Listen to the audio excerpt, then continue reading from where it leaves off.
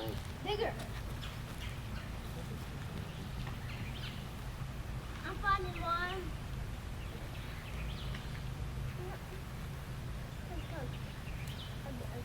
Whoa. Well, if you can see here, this is my blueberry patch, though you wouldn't know it because these are sweet potatoes growing in between the blueberries. The blueberries are perennial, so they're here year after year. And these are about 3 years old.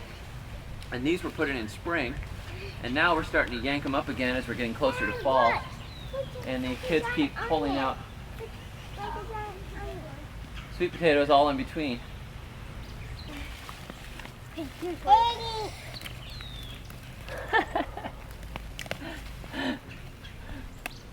See that? Look at that. And this was growing in the blueberry patch. You can't beat that.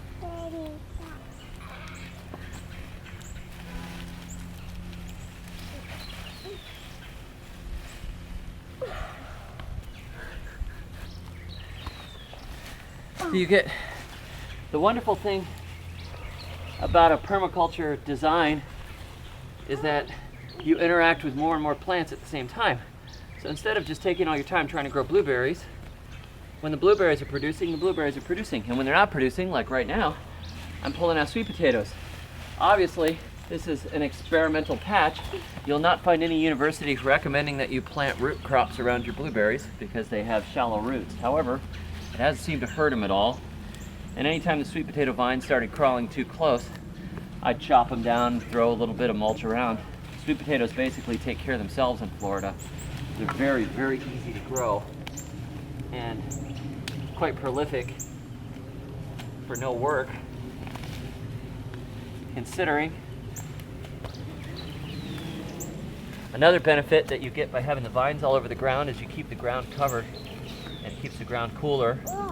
And if you look at this dirt, this is fantastic stuff. This started as Florida sand. It was originally grass here, and we piled up straw and mulch and leaves and all kinds of every bit of little bit of debris here and put them around the blueberries. All along the vines, you'll see the sweet potatoes will pop out and grow where they touch the ground. You get your best sweet potatoes right at the base where you planted your original. Any part of this vine you could take cuttings off of and stick in the ground and grow a new one. So they're very easy to propagate. Stick potatoes from the store in a window and put toothpicks in them and a glass of water like kids do in school. And you can start vine after vine. As each vine starts to come off the top, they'll get about that long. You could break it off and stick it into a little bit of potting mix on your back porch, and you can start probably 20 or 30 off of one potato. So it's a very cheap plant, and it's one of the healthiest things you can eat. And if you grow it next to your blueberries, you're all set. Whatever extra space you have, I've put them into landscaping. I was once hired to take care of a lady's yard while she was out of town on her boat for the year, and there was a gap in her front planter, and so, being an experimenter, I was 14 years old, I stuck a sweet potato in there to just let it fill in, and it ended up filling the whole planter up, and she couldn't get rid of sweet potatoes for the next 2 or 3 years. Of course, this was South Florida, so it was a perfect environment for them to be a perennial.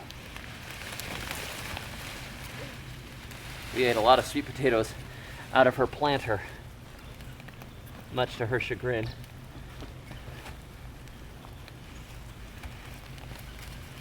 I've got to be a little careful. See, I'm pulling it over this blueberry here.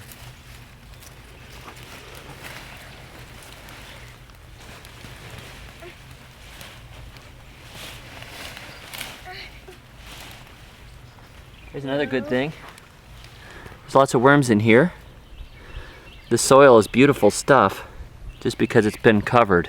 Always keep your soil covered in Florida as much as you can with something growing or with something like mulch or sweet potatoes.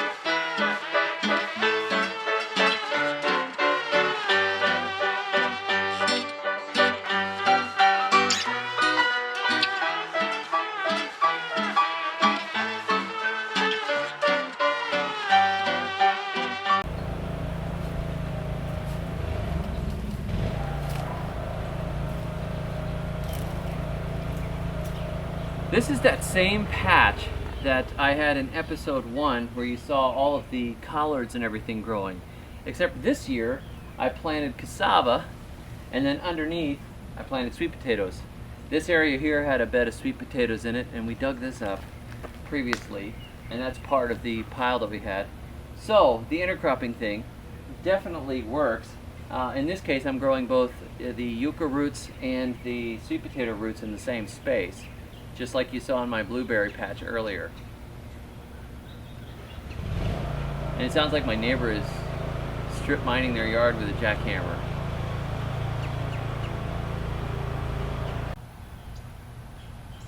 Alright, this was an interesting experiment. There are sweet potatoes in here, as you can see. However, they're not that deep, rich red. They probably haven't gotten quite enough light in here. Wow, once the cassava fills in, you know, it's 8, 10, 12 feet tall, and it makes some pretty dark shade. But the ground here is also beautiful because it's been kept covered and it's been kept shaded, and there's a lot of leaves and stuff I threw in here previously at the beginning of the year. So, a couple of different ways to intercrop. You can throw a bunch of seeds down like I did with that garden that you saw previously.